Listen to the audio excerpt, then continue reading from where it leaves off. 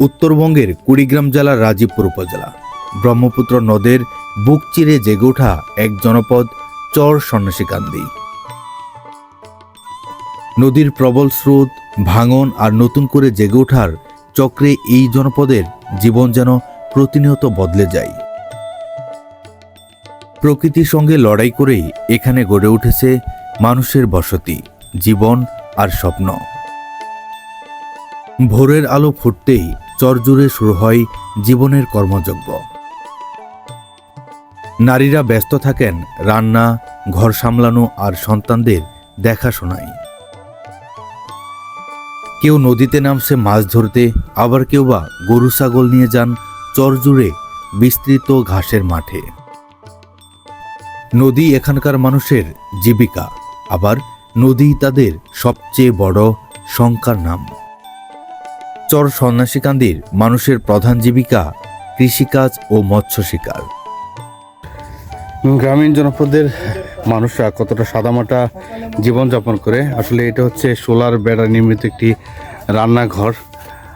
এটা হচ্ছে রান্নাঘরের ভেতরের অবস্থান, একদম সাদামাটা। উপরের চালটা হচ্ছে সোলার বেড়ায়। এখানে হচ্ছে গরু রাখার আউরি ঘর, গরু রাখার ঘর। এখানে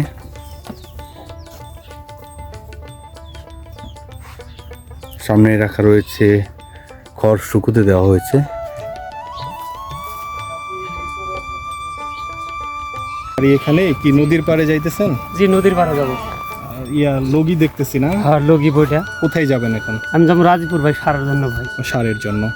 আমরা কৃষক ভাই খুব অশান্তিতে আছি, সার পাইতেছি না। এটা কি আপনার মাথায়? এটা কালাই ভাই।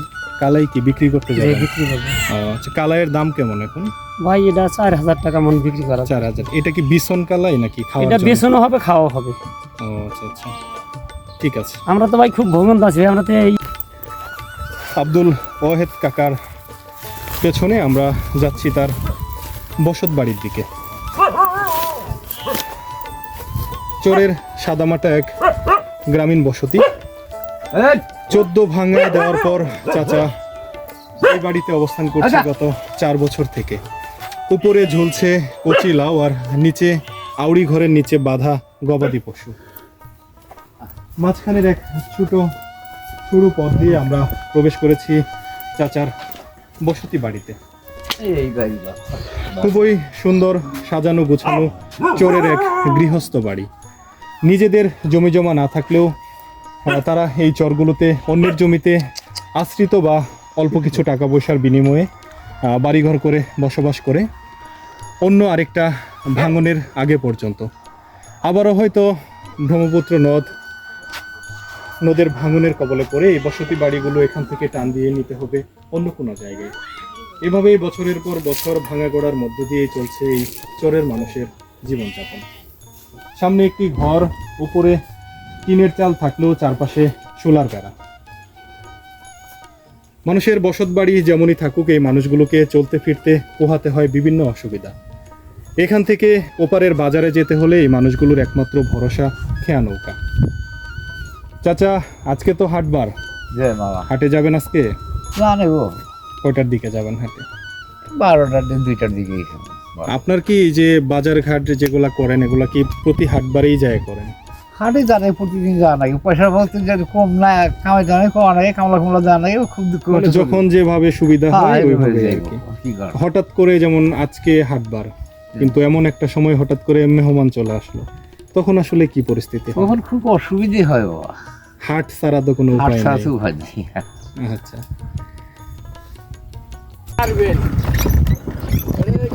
কাকা আজকে টিপ কয়টা দিছেন? একটা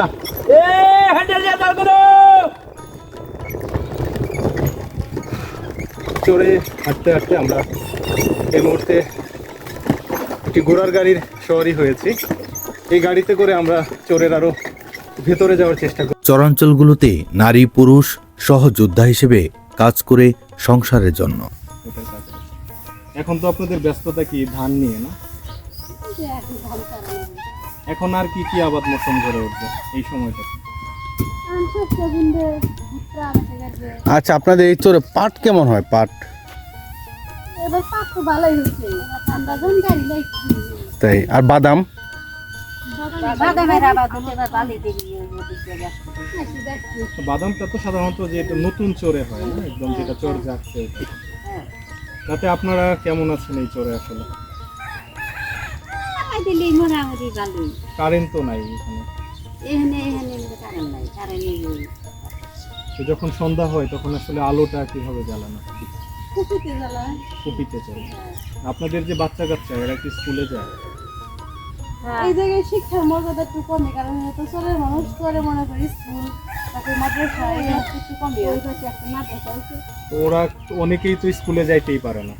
পারে না বলতে অনেকে পারে না, শিক্ষার এই জায়গায় অভাবী, কারণ যেহেতু নদী পাড়া পাড়ে যে এই পাশে কোনো স্কুল নাই, এই পুরো অংশের মধ্যে। অঞ্চলের ভিতরে কোনো স্কুল তার মানে সবারই যাইতে হবে ওই পারে। নদীর ওপারে ধরেন কেউ হঠাৎ করে অসুস্থ হয়ে গেল রাতের বেলা, কখনো ব্যবস্থা তখন আসলে কি অবস্থা হয়? নৌকা ভাড়া করে অনেক কষ্ট, নৌকা তো পাওয়া যায় না। মানে যাতায়াতটাই এখানে আসি না অন্য চরে বাড়ি ঘর ছিল? বাড়ি এখানে আসিল আগে, আবার এখান থেকে ভেঙে গেছিল, উধা গেছিল, আবার ফিরে এসে এখানে আসি জলজমানি বালুচরের উপর থাকতেছিল। জায়গা টায়গা যে এগুলা বাড়ি ঘর করছেন নিজের জায়গা? না, একটা মানুষের জায়গা, পড়ার জায়গা নিয়ে। এই চরে কত বছর হয়? এই চরে আসি, এই চরে বর্তমান আছি 4 বছর শুধু। 4 বছর। এর আগে কোথায় ছিলেন? ওই বড় ছিলাম, ওই সন্ন্যাসীকান্দি মোহনগঞ্জের মধ্যে, ওই সাইডে। ওই সাইডে হ্যাঁ, ওই side এ। ওইটা ভাঙার পরে ওটা ভাঙার পরে আসে এখানে বাচ্চা নিচ্ছে। তো এই জীবন মোটামুটি ভাঙ্গা করার মধ্যে এইভাবে চলতেছি। তাতে কয় ভাঙ্গা দিছেন? এদিকে আমার এই বয়স, আমার বয়স এখন 70-এর মতো হয়ে গেছে। 14 বার কম হয় নাই, 14 বারে কম। এইবার উল্টা পুল্টি করতে। এই যে বাড়ি ঘর যে ভাঙ্গা নিয়ে আসা, এটা তো একটা খরচপত্রের ব্যাপার। এখন কি করা যাবো, ওই টেনে টেনে নিয়ে আসি, ভাঙ্গে চুরে নিয়ে আসতে তো আসলে একটা ভালো ক্ষয়ক্ষতি হয়ে যায়। মেলা ক্ষতি হয় বাবা। এত তাতে- কষ্টের মধ্যে থাকার পরেও আপনি এখনো যে মুখের মধ্যে যে একটা হাসি রাখছেন, এটা কি করবো? এই 2-4-5 তলা বাড়িতে যারা থাকে না তাদের বাবা। মনে ওই তাতে আল্লাহ, এটা নাই। আল্লাহর কাছে কই আল্লাহ এখন শান্তিতে আসছি, খাই না খাই আল্লাহ শান্তিতে আসছি। কি এই যে 14টা কষ্ট। 14টা ভাঙা দিছেন হ্যাঁ। আপনি, ভাঙা গড়ার মধ্যে দিয়ে এই জীবন, এই এ চরের জীবন মধ্যে। এখান থেকে ভাঙা করার মধ্যে আছে। তারপরেও আপনারা যদি আমি এক বাক্যে জিজ্ঞেস করি যে আসলে আপনি কি নিজের সুখী মানুষ মনে করেন? এখন কি করা যাবে কর? এখন শোনেন, বাপ দাদার জন্ম হইলে এই জায়গা, এই দেশে, এখন এইভাবে উল্টে উল্টে আসি। যার এখন কিছু সয় সম্পদ কিছু আছে সে কামে গেছে, আমরা এখন কোনো জায়গারও হই না, যাতে বুদ্ধি নেই বাবা, এখন কি করবো? তারপরেও তো সুখী মনে করেন নিজেরে। এখন কি করবো? সুখে থাকলে এখন আপনি যে সুন্দরভাবে, মানে আপনার মুখে যে হাসিটা, এটা আসলে কোটি টাকা দিয়ে কিনে পাওয়া যাবে না। এটা অনেক আল্লাহ- দামি জিনিস। এটা অনেক আল্লাহর কাছে দামি বলছি জিনিস। যে আল্লাহ স্পিনটা করছে, এখন ভালো হলে এই শান্তি আপনার, আর কি করবো? তাছাড়া কি করবো? একজনের কাছে চা শান্তি পাওয়া যাবে? মানুষের নিজের মাছ ধরা নৌকা নিজেই ঠিক করে নিচ্ছেন জেলে। বর্ষা মৌসুমে নদীর পানি বাড়লে ফসলের মাঠ তলিয়ে যায়, ঘরবাড়ি পড়ে যায় নদীর ভাঙনের মুখে।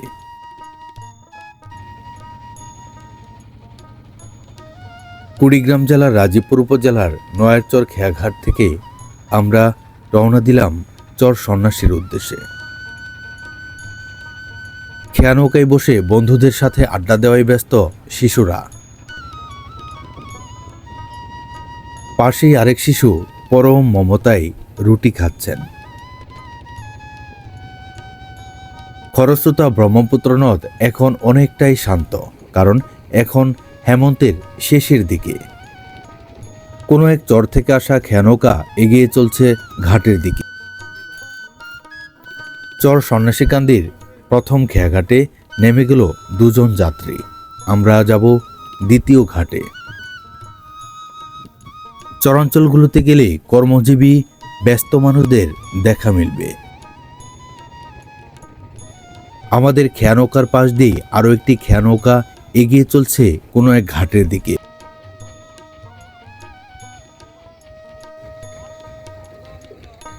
প্রায় দীর্ঘ 1 ঘন্টা নদীপথ পাড়ি দিয়ে আমরা পৌঁছে গেলাম চর সন্ন্যাসীকান্দির খেয়াঘাটে।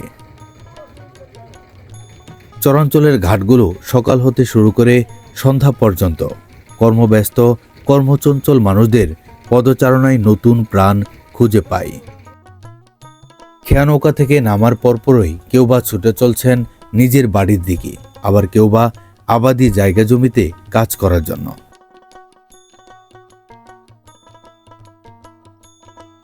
আজ আপনাদেরকে দেখানোর চেষ্টা করব কুড়িগ্রাম জেলার রাজীবপুর উপজেলার সন্ন্যাসীকান্দির চর। আজকে তুলে ধরব সন্ন্যাসীকান্দির রূপ ও বৈচিত্র্য এবং এই জনপদের মানুষদের শত প্রতিকূলতার চিত্র। কতটুকু লাগাইছিলেন এবার পাট? এটা কিনা পাট ও, আপনি কিনছেন? কিনছি, নিয়ে যাবেন সানন্দ বাড়িতে? হ্যাঁ সান্দরি। আচ্ছা আচ্ছা। এখন পাটের দাম কেমন? এখন পাট মনে করেন যে 3,000 থেকে 4,000 টাকা পাট বুঝে দাম। এবার ভালো। সিজনে তাহলে পাটের দাম ভালোই ছিল না? হ্যাঁ ভালোই আছে, শুরু থেকে এখন পর্যন্ত ভালো। হ্যাঁ ভালো আছে। হ্যাঁ কতটুকু পাট কিনছেন? এনে 27 মণ পাট আছে। এটা কি এই যে চরে ঘুরে ঘুরে ঘুরে হ্যাঁ ঘুরে এই নিয়ে চরে আসছেন? ঘুরে ঘুরে জায়গা এখান থেকে আবার কি নৌকায় উঠাবেন? নৌকা উঠা, নৌকাটা কি কোথায় যাবে নৌকাটা? নৌকা নষ্ট বাজারে যাবে। এখান থেকে আবার গাড়িতে সানন্দ হ্যাঁ বাড়ি সে নেবেন? সান্দরি গাড়ি যাবে। আচ্ছা, ঘোড়ার গাড়ি কত বছর থেকে করতেছেন? আমি আজ 10 বছর 10 বছর। হ্যাঁ। আগে কি কাজ করতেন? আগে গৃহস্থী কাজ করতাম। আচ্ছা, কোনটা ভালো, গৃহস্থী না এই হ্যাঁ। গাড়ি চালানো? এটা তো টাকাটা বোঝা কিনে নেওয়া। গৃহস্থী কামের মতন কোনো আরামের কাম আছে নাকি? টিপ হয় প্রতিদিন? হয় কম বেশি কম তো হাটের বার গুলাতে মনে হয় একটু বেশি পাওয়া যায়। হয়। আর সিজনাল সময় সিজন যখন এই যে ইয়াটিয়া ভুট্টা ওঠে, ধান কাটে, এই যে এখন ধান কাটার সময় এখন একটু সিজন, এখন একটু খ্যাপ হইতেছে, আর ট্রাক্টর খ্যাপ করতেছে, নিজে আবাদ ফসল কাটছি, গাছছি ছিল কাটাকাটি করতেছি, এটাই আর কি। পাশাপাশি তো আবাদ মৌসুম করছেন, হ্যাঁ কি কি করছেন এবার? এবার আমি খালি ধানই লাগাইছি, তা আর কোনো কিছু করিনি। ধান লাগাইছেন? ধান তো প্রায় কাটার সময় হ্যাঁ কাটতেছি। কাকা, আপনাদের এই চরে কোন ফসলগুলো সবচেয়ে বেশি হয়? সবচেয়ে বেশি মনে করেন যেমন ভুট্টা ধানটাই হয় বেশি। এই যেখানে বাদাম না, বাদাম লাগানো কি, এটা লাগানো কি, ভুট্টা লাগানো না? হ্যাঁ এটা ভুট্টা। বাদাম কেমন হয়? বাদাম হয় মোটামুটি হয়, কিন্তু বাদাম এখানে লাগানি বাদাম ওই পশ্চিমে ওই যে আরেকটা ফাইটা চর আছে, ওই চরে ওই যেগুলা দিয়া। ঘাটে নামার পর একটু এগোতেই চোখে পড়ল গ্রামীণ এক মিঠু পথ। চর সন্ন্যাসীকান্দার পথে হাঁটতে হাঁটতে আমরা উপভোগ করছি পথের চারপাশের বিভিন্ন ফসলি জমির নান্দনিকতা। এক পাশে আবাদ হয়েছে বাদাম, অন্য পাশে ধান সহ বিভিন্ন ধরনের ফসল, আর মাঝখানের মেঠু পথ ধরে সোজা চলে যাব চর সন্ন্যাসীকান্দার বসতিতে। আজকে আমরা ঘুরে ঘুরে দেখার চেষ্টা করব এই সন্ন্যাসীকান্দার মানুষের জীবনযাপন। যাওয়ার পথেই চোখে পড়ল সুন্দর করে আমন ধান। সারিবদ্ধভাবে আমন ধান বিছিয়ে রাখা। এই ধানগুলো এখানে শুকোতে দেওয়া হয়েছে। 2-3 দিন রোদ পাওয়ার পর এই ধানগুলো আবার গৃহস্থ নিয়ে যাবে তার নিজের ঘরে। তারপর এই ধানগুলোকে বিভিন্নভাবে প্রস্তুত করবে। গ্রামীণ মেঠুপথটি সোজা চলে গেছে বসতিতে। আমরা এখন যে জায়গাটিতে আছি এটি অপেক্ষাকৃত ওপারের জায়গাটি থেকে নিচু। এখানে কিছুদিন আগেও ছিল পানি। শীত চলে আসার কারণে পানি শুকিয়ে গেছে আরও বেশ কিছুদিন আগে। আমরা এই নিচু জমি থেকে প্রবেশ করছি উঁচু একটি জমিতে। আমরা যতই চরের কাছাকাছি যাচ্ছি, চরের প্রকৃতি আমাদের হাতছানি দিয়ে ডাকছে। এখন চোখে পড়ছে আমাদের বিভিন্ন ধরনের শীতকালীন সবজি। এ পাশেই লাগানো হয়েছে রসুন এবং পেঁয়াজ, আর তার সামনেই রয়েছে আখ। আমরা সবই আপনাদের আজ ঘুরিয়ে ঘুরিয়ে দেখাবো। হাঁটতে হাঁটতে প্রবেশ করেছি চরের বসতি বাড়িতে। এই মুহূর্তে আমরা একটি বাড়ির ঠিক পাশে অবস্থান করছি। চোখে পড়ছে নতুন একটি ঘর, হয়তো কোনো চর থেকে ব্রহ্মপুত্রের ভাঙনের কবলে পড়ে এই পরিবারটি এসেছে এই চরে। এখানে এসে নতুন করে স্বপ্ন দেখেছে চরের এই নতুন বাসিন্দা। সামনে এই যে মেঠুপথ ধরে আমরা এগোলাম, সেই মেঠুপথটি চলে গেছে চরের আরও ভেতরে। দূরে দেখতে পাচ্ছি একজন গৃহিণী বিভিন্ন ধরনের জিনিসপত্র নিয়ে এগিয়ে আসছে এই রাস্তা ধরে। পাশেই আরও একটি বাড়ি। এই বাড়িটিও একদম সাদামাটা চরের গ্রামীণ এক বাড়ি। এই বাড়িগুলো শত বছরের গ্রামীণ জনপদের ঐতিহ্য ধারণ করে। আজ থেকে 30-40 বছর আগের সাধারণ গ্রাম বাংলা যেমন ছিল, তারই চিত্র আমাদের চোখের সামনে ভেসে উঠছে। এ যেন স্বপ্নের মতো সুন্দর এক জনপদ, যেন নিখুঁত কোনো শিল্পীর হাতে আঁকা দারুণ চিত্রকল্প। কোথা থেকে আসলেন? বাড়ি আমার এখানে। বাড়ি এখানে? কি নদীর পাড়ে যাইতেছেন? জি নদীর পাড়ে যাবো। লগি দেখতেছি না? আর লগি বইটা। কোথায় যাবেন এখন? আমি যাবো রাজীপুর ভাই, সারার জন্য ভাই। সারের জন্য। আমরা কৃষক ভাই খুব অশান্তিতে আছি, সার পাইতেছি না। এটা কি আপনার মাথায়? এটা কালাই ভাই, কালাই কি বিক্রি করতে যে যাবেন? বিক্রি করবো ও আচ্ছা, কালাইয়ের দাম কেমন এখন? ভাই। এটা 4,000 টাকা মন বিক্রি করা যায়। 4,000। এটা কি বিছন কালাই নাকি খাওয়ার এটা জন্য? বেচনও হবে, খাওয়া হবে। ও আচ্ছা আচ্ছা, ঠিক আছে। আমরা তো ভাই খুব ভ্রমণ আছি ভাই, আমরা তো এই পরিশ্রমী ও সংগ্রামী মানুষদের দেখা মিলে চরাঞ্চলে। চরাঞ্চলগুলোতে শিশু কিশোর থেকে শুরু করে বৃদ্ধ বয়স পর্যন্ত, অর্থাৎ পুরুষ কিংবা মহিলা, সকলেই তাদের নিত্য প্রয়োজনীয় কাজ নিয়ে ব্যস্ত থাকেন সকাল আচ্ছা, এই যে সন্ধ্যা। উড়াইতেছেন এটা কি আসলে?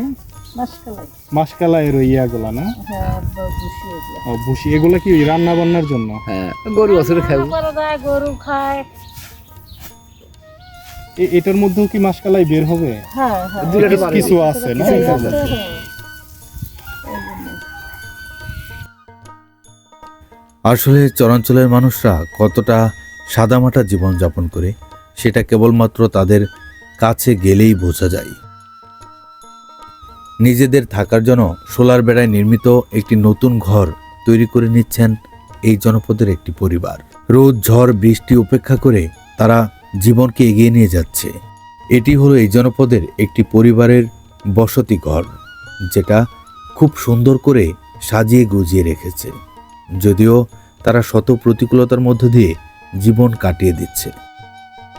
সবুজ ঘাস খেয়ে নিজের ক্ষুধা নিবারণ করে নিচ্ছে ছাগল।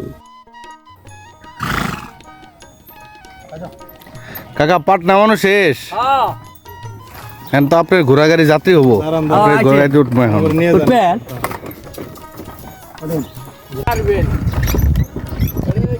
কাকা আজকে টিপ কয়টা দিছেন?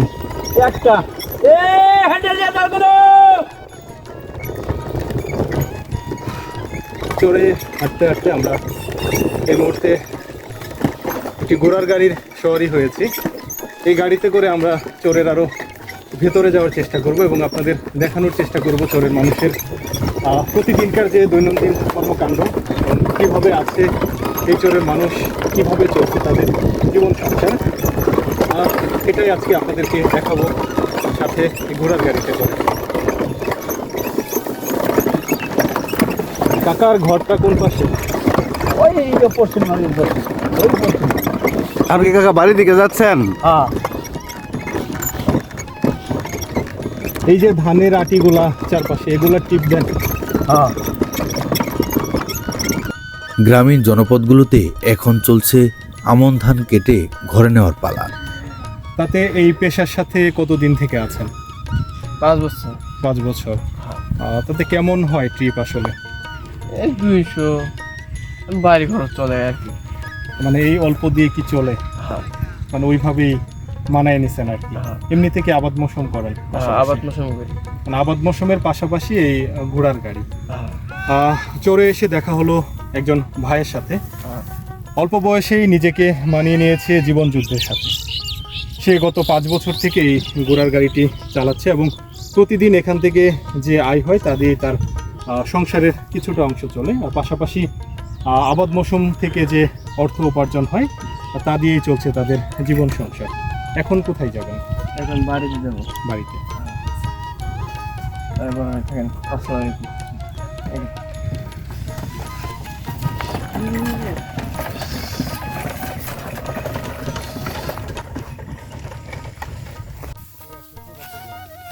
কৃষক তার নিজের ক্ষেতের ধান কেটে বাড়িতে নেওয়ার জন্য ব্যস্ত।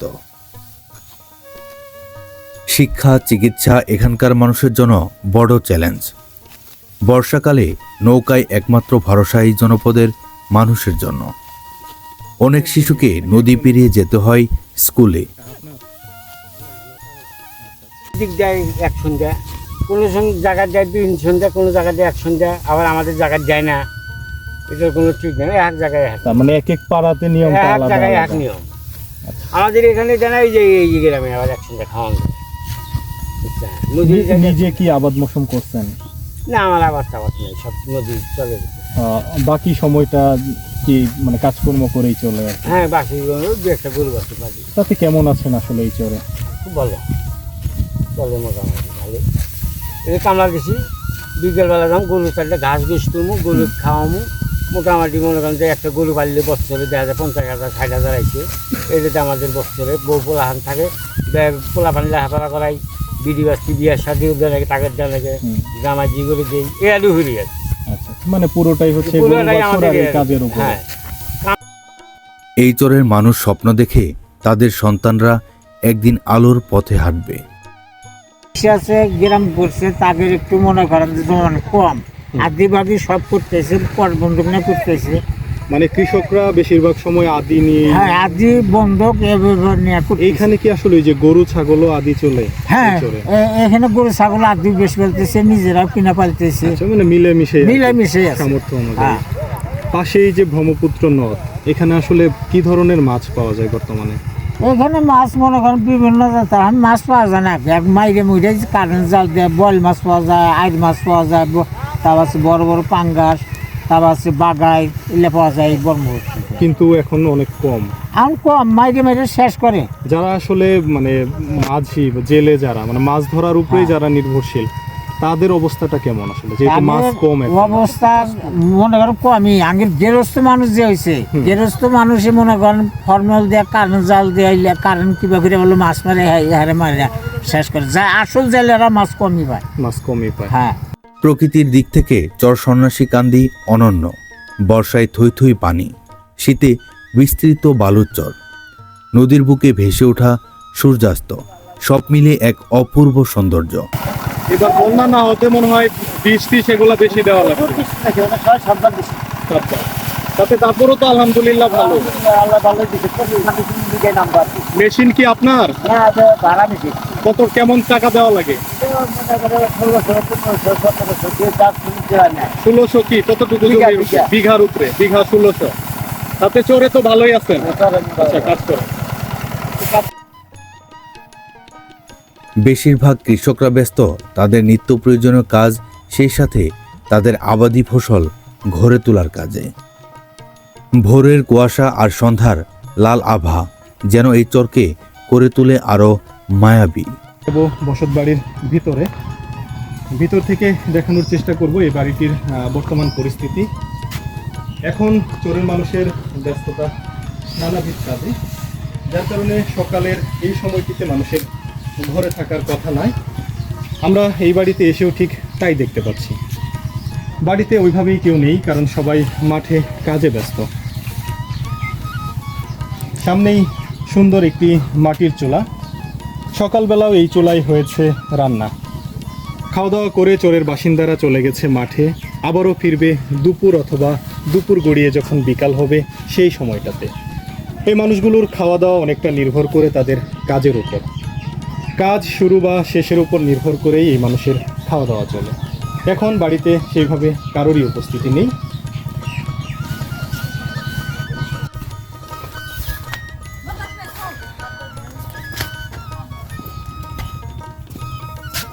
সাদামাটা বসত বাড়ি, ঘরের উপরে সুন্দর একটি লাউয়ের মাচা। হয়তো আর অল্প কিছু দিনের মধ্যেই লাউ আসতে শুরু করবে। চারপাশে সুন্দর করে শোলা দিয়ে বেড়া দেওয়া, সামনেই সুন্দর এক ফুলের গাছ। চরের মানুষের মনের মতোই সুন্দর এই গাছটি, সুন্দর ফুলে ভরে আছে এই গাছ। উর্বর মাটিতে যেটাই লাগানো হয় খুব ভালো জন্মে, তার এক উৎকৃষ্ট উদাহরণ এই ফুল গাছ। চরে ওইভাবে ফুল গাছের উপস্থিতি না থাকলেও যেখানেই লাগানো হয়েছে সেখানেই খুব ভালো ফুল ফোটে। এখানে আরও একটি রান্নাঘর। একটু আগে যেটি বলছিলাম, চরের মানুষেরা এখন ব্যস্ত নানাবিধ কাজে, তাই তো বাড়িতে ওইভাবে কারোর উপস্থিতি লক্ষণীয় নয়। এক পাশে গবাদি পশু রাখার জায়গা, আর অন্য পাশে মানুষ থাকার জায়গা। গবাদি পশু আর মানুষের সহ অবস্থান প্রায় প্রত্যেকটি চরেই আমরা লক্ষ্য করি। এই চরটিও তার ব্যতিক্রম নয়। এখানে যত সুন্দর প্রকৃতি থাকুক, মানুষের রয়েছে বিভিন্ন প্রতিবন্ধকতা। এই মানুষগুলো না আছে শিক্ষার ব্যবস্থা, না আছে চিকিৎসা। এই ধরনের মৌলিক চাহিদাগুলো থেকে বঞ্চিত দুর্গম এই চরাঞ্চল। হেঁটে চলছি আরও একটি চরের মেঠো পথ দিয়ে। যেতে যেতে লক্ষ্য করছি চারপাশে মানুষের নানাবিধ ব্যস্ততা। এক পাশে বসতবাড়ি আর অন্য পাশে বসতবাড়িতে বসবাসকারী মানুষদের বিভিন্ন কর্মব্যস্ততা। এখন আসলে এই চরে মানুষের ব্যস্ততা ধান নিয়ে। চরের জমিতে ধান আবাদ করার পর এই ধানগুলো এখন ভরে উঠেছে, তাই তো মানুষের ব্যস্ততা এইসব বিভিন্ন কর্মকাণ্ডে। মনে হয় 75-এর চাষ ভালো হয় না? না না না, আর 28 ধানটা কেমন হয়? ও কয়েকটা ইয়েতে দেখলাম 28 ধানের ওই আপনার কি বছরে একবারই সিদ্ধ করেন নাকি?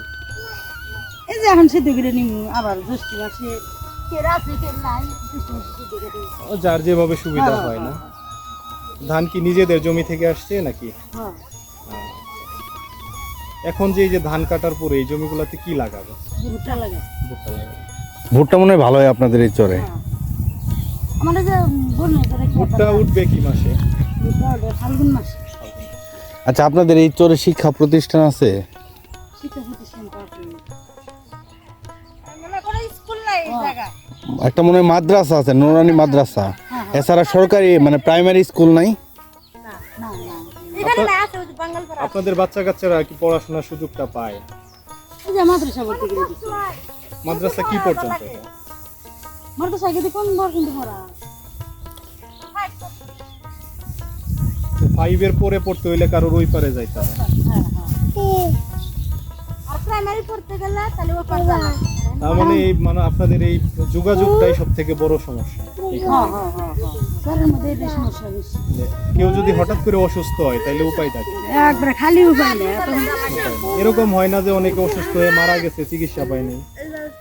নারীদের জীবন এখানেও কঠিন। পানীয় জল সংগ্রহ থেকে শুরু করে ঘরের সব কাজ সবই তাদের কাঁধে। দূর থেকে কলসি ভরে পানি আনা, ঝড় বৃষ্টিতে ঘর সামলানো, সব কিছুতে আছে নীরব ত্যাগ আর দৃঢ়তা। শত প্রতিকূলতার মধ্যে থাকলেও তারা হতাশ হয় না, স্বপ্ন দেখে ভবিষ্যতের সোনালী দিনগুলোর কথা মনে করে। ডালা ফেরা গেল গা। ওই যে আবার আছে এই চরে। মধ্যের চরে তো আবার বাড়ি ঘর করছে। হ্যাঁ ফেরা ওই যে মেসে কুড়া কাটি তুলছে, এলা খেত তোলা মেসে দুসছে। হুম। আমার অবস্থায় আমার বাড়ি ঘর তো নেই, আমরা ওই যে মেসে জায়গায় থাকি। আচ্ছা, আপনার বাপের দেশ কোনটা তাইলে? আমার বাপের দেশ ওই ওই নরসর বাজার যে ওই মধ্যের চর্দ যে ওই দেশে আছে। নদীর ওই পারে? হ্যাঁ ওই তো ওই পার থেকে এই পারে আইলেন কে? ওপার তো নাই কে, ওই যে মধ্যে যে কুড়া খাটা তুলছে না, হ্যাঁ। ওরই বাপের বাড়ি আছে নদীর মধ্যে। নদীর মধ্যে ছিল। নদীর মধ্যে এখন তাহলে ভাইয়েরা আছে না ওই পাশে? না কেউ নাই। এখন সবাই মারা গেছে সবাই নাকি? না, ওরা ভাই নাই তো ভাইরা ও যা যা ভাইজান ভালো আছে আছেন? এক বাইরে এখানে থাকে আর ভাই কেন থাকে। আর একটা ওই যে কুড়া দেখলে না, ঘর দেখলে না, ওই ঘরে আমার বেড়াতে থাকে। তাহলে আপনার কেমন বয়স চলতেছে? 60। 60-এর মতো বয়স হয়ে গেছে। 60 বছর কি এই চরেই পার করছেন? এই চর চারিদিকে পার করছি। এই চর ওই চর এই চর এই চর তো এরকম কয় ভাঙ্গা দিছেন এ পর্যন্ত? এই নিচে একটা 15 ভাঙা দিছি আমরা। 15 ভাঙ্গা। হ্যাঁ। বিশাল জীবনটা ভাঙ্গা করার ভাঙা মধ্যে। ভাঙা ঘরের মধ্যে ছিল। এই যে বর্তমানে এই চরে আছেন, এখানে চিকিৎসার কি ব্যবস্থা? আপনারা চিকিৎসার অসুস্থ ব্যবস্থা হলে? অসুখ হলে বাড়ি এই আপনারা তো রংপুর দিলেন নাকি, নাহলে গাইবান্ধা এইদিকে যাওয়া নাকি, নাহলে জামালপুর। হঠাৎ করে কোনো মা বোনের যদি প্রসব ব্যথা ওঠে, ওই গাইবান্ধা মিলে ধরে নেবো। এরকম কি হয়েছে? কি অসুস্থ হয়ে হ্যাঁ, চরে এরকম মারা হয়। ওই গেছে? ধন্যবাদ সকলকে পাশে থাকার জন্য। আবার দেখা হবে নতুন কোনো প্রামাণ্য চিত্রে।